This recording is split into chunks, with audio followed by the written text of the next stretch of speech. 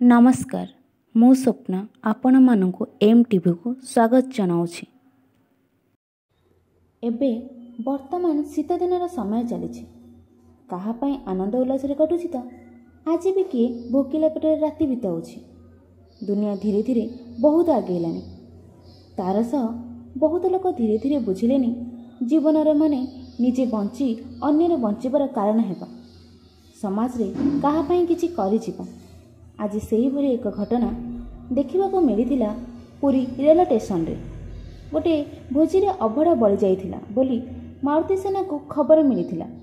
तापरे घटनास्थल रे पहुँची अभड़ा को नहीं पुरी रेल स्टेशन रे पथिकों को बंटन कले।